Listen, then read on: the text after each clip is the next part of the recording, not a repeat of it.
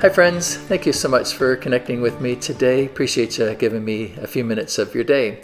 So I want to begin by drawing attention to my Walk for Restore t-shirt today.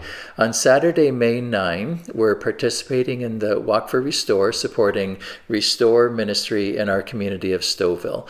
Restore really quickly helps people who find themselves in distress and helps them create a plan for making a difference and changes the trajectory of people's lives. So it's a fantastic ministry and very much worth our support. So you can go to either restore.com, walkforrestore.com, or just go to our website, reunionstouffville.com, and you can click on a link there to either sign up to participate in the walk, 5K walk, or to support financially. Okay, so that's that for Restore.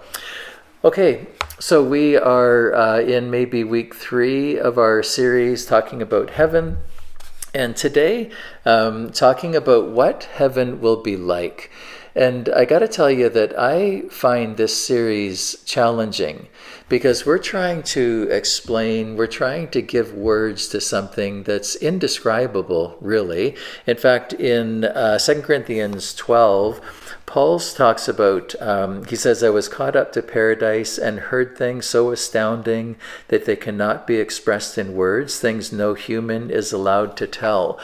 And so we're trying to describe things in our talking about heaven that are too grand to express in words, right? So anything that I say today is really my best guess of what heaven will be like and what our bodies will be like and what our experience will be like. It's my best guess.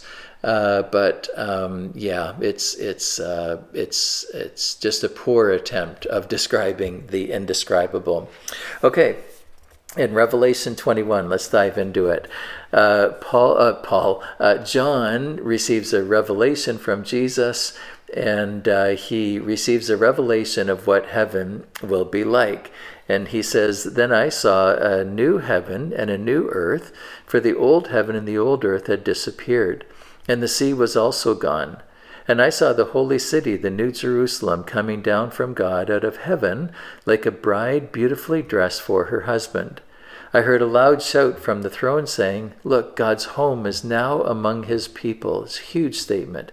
Look, God's home is now among his people. He will live with them, and they will be his people. God himself will be with them. He'll wipe every tear from their eyes, so there be no more death or sorrow or crying or pain. All these things are gone forever.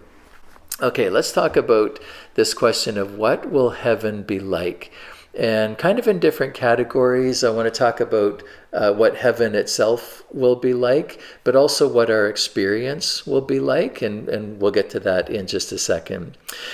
I think it's interesting that in verse 1, that I saw a new heaven and a new earth, for the old heaven and the old earth had disappeared, and the sea was also gone. I saw a new heaven and a new earth.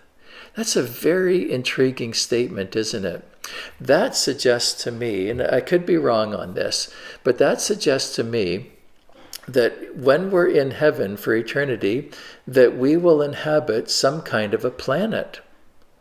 That maybe it will be this, new heaven, new earth. Maybe it will be Earth, like this ball of rock that we currently live on, or maybe it'll be some other ball of rock in some future distant galaxy or something.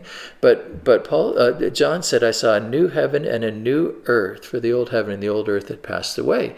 So yeah, this suggests to me that that we'll live on some kind of it'll be a planet that we'll live on for eternity. But then John says something really interesting in, if you keep going, Revelation 21, verse 10. And he, being the angel, showed me, being John, the holy city Jerusalem, descending out of heaven from God. The angel, verse 15, who talked to me, held in his hand a gold measuring stick to measure the city, its gates, and its wall. When he measured it, he found it was square, as wide as it was long. In fact, its length and width and height were each 1,400 miles, or 2,200 kilometers. There's a detail here that's easy to overlook. We go 1,400 miles, or 2,200 kilometers. We are Canadian. 2,200 kilometers, wow, that's a really big city. And then we keep on going, right? But if you really stop to think about it, in fact, I'm going to put up a map of North America here. If you stop to think about it, if we were to superimpose a 2,200 kilometer square over North America, this is what it would look like. With Toronto in the northeast corner, it would go down into the Gulf of Mexico, go across to Mexico, and up to Wyoming. So this city that John saw coming down out of heaven, that was 2,200 kilometers square, is a massive city. And this city sits on some kind of a planet, right? And so I think it's really interesting that heaven is not just a city. Heaven is like a whole, planet, a whole ecosystem. It's like a whole thing that we will inhabit for all of eternity. One of the other things that I wonder about is, what will our bodies be like? What will we look like? What will our bodies be like? And it's very difficult for us to answer that question, right? Because of course we don't know. But how old will we be? Or not even in terms of years, but the store Forever 21. I think maybe I mentioned this last week. Forever 21, the founders at least were Christians, and on the bottom of Forever 21 bags is the scripture John 3:16. And so the idea behind the store Forever 21, clothing store if you're not familiar with it, is that we will be forever 21 when we are in heaven, right? So what will our bodies be like? Will we be at that kind of perfect age of 21, back when we were young and strong and and we didn't wake up with sore bodies in the morning, kind of thing? What will our bodies be like? Kind of how old will we be? But what will our resurrected bodies actually be like, right? And we don't know the answer to this, but I wonder if we get some clues from Jesus's resurrected body, right? Okay, so Jesus, he was born, he lived on the earth, he died, and then he rose again. And then in the period between when he rose again and when he finally ascended to heaven, there was a period of time where Jesus appeared to his disciples and appeared to different people in his resurrected body. And John 20 gives some interesting details. In fact, a few different times, but in John 20, verse 14, we see that Mary did not recognize Jesus in his resurrected body. She thought he was a gardener. And there's another description where on the road to Emmaus, the two disciples, Jesus is walking with them for a long time, and they didn't recognize him. So evidently, if our resurrected bodies are like Jesus's resurrected body, evidently our bodies will look different than this. But they still knew him, right? Once the lights came on, they were like, oh, it's Jesus, right? So I wonder what it will be like, when we're walking down the road or whatever, and we meet up and we go, wait, it's like, what will that be like when we meet up, with old friends? And yeah, will we know our old friends and our family? Will we know our family, our spouses?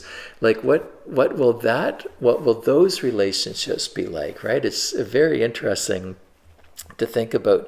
There's another very interesting little detail that's easy to overlook in John 20.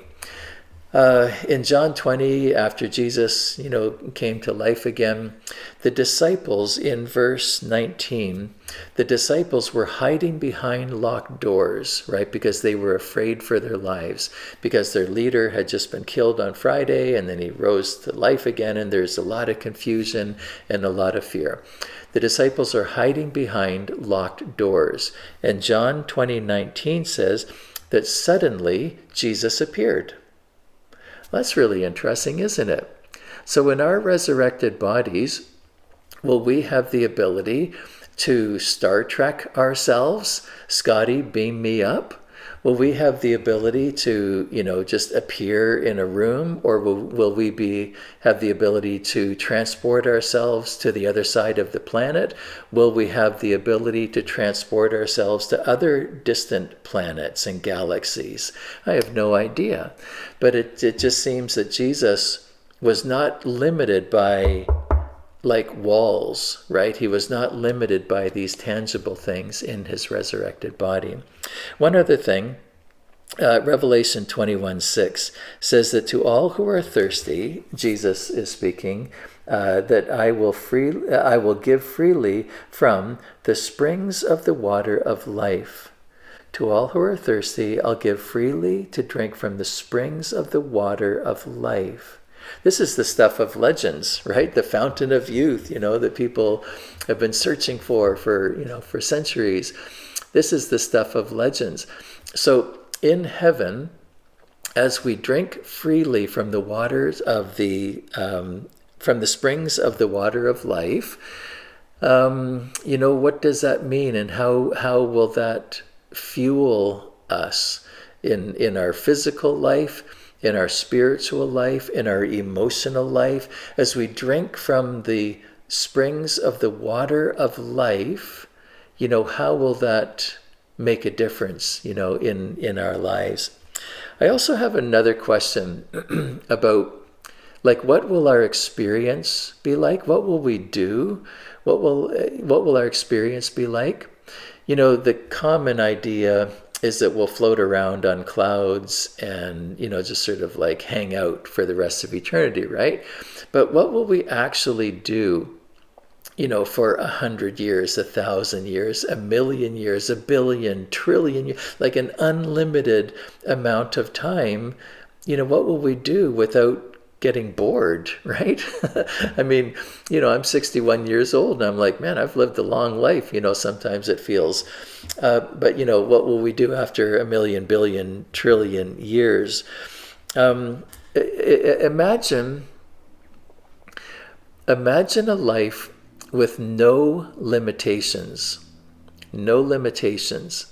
So let's put this, if you had no limitations, if you had a 21-year-old body again that was strong and healthy, you had your whole life ahead of you, and you had no limitations in terms of money, no limitations in terms of ability or other kinds of resources, if you had no limitations, what would you love to do? I've often thought that it would be fun, I probably will never do it, but that it would be fun to have my pilot's license. And if I was 21 years old again, and I had the money to do the whole thing, buy a plane or whatever, and the ability, I think it would be pretty cool to have my pilot's license, right? And to be able to hop in a plane and fly to Barrie or whatever, So maybe in heaven I'll get my pilot's license, who knows? But if you had no limitations in terms of your intellectual ability, in terms of resources like money or whatever that will look like in heaven, if you have no limitations, what would you love to do? And maybe that's a bit of an idea of what you might do in heaven.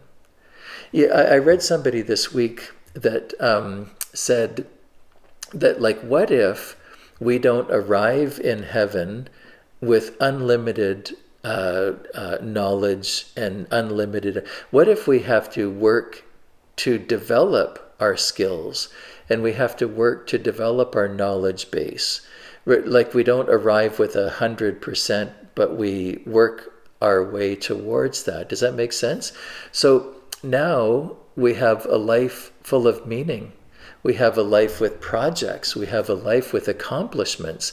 Now we're moving towards something. We're not just sort of floating meaninglessly and endlessly. So, what will be like with no limitations? Also, what will our experience be like with no suffering? In Revelation 21:4, says Jesus will wipe every tear from their eyes. There be no more death or sorrow or crying or pain. All these things are gone forever. Friends, it's hard for us to imagine a life without suffering and pain because it's so deeply baked into our human experience, right?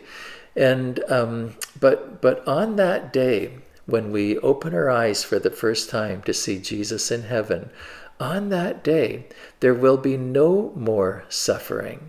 Wrap your head around that a little bit, right? And what will that be like when the sun is shining? It's a beautiful day and you don't have a care in the world.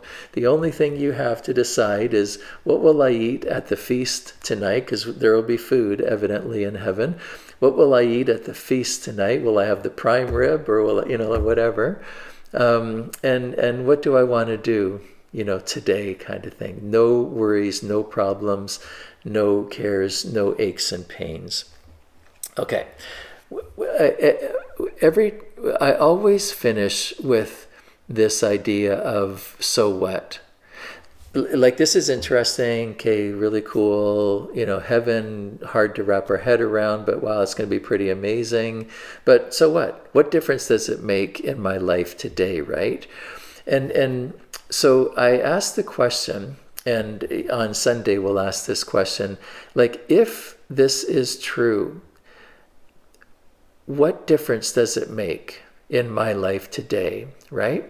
And for me, if this is true, what difference does it make? I think it changes my priorities a little bit, and I think it encourages me to invest in my life today for my future, right? Invest in treasures in heaven. In Matthew 6, Jesus said, don't store up treasures here on earth, where moths eat them and rust destroys them, where thieves break in and steal. Store your treasures in heaven, where moths and rust cannot destroy and thieves do not break in and steal. Wherever your treasure is, there the desires of your heart will also be. But this whole idea of storing up treasures in heaven. So I guess I think, if this is true, if heaven is real for all eternity and everything we've described, then how can I invest my life? How can I invest my life today to store up treasures for the future, right? So there's something for you to think about, okay? My time is gone. Need to wrap up. Hope to see you on Sunday to have to further this conversation, and also go to reunionstouffville.com for a link to find out how to sign up for the Walk for Restore or how to contribute financially. God bless you, friends. Have a great day.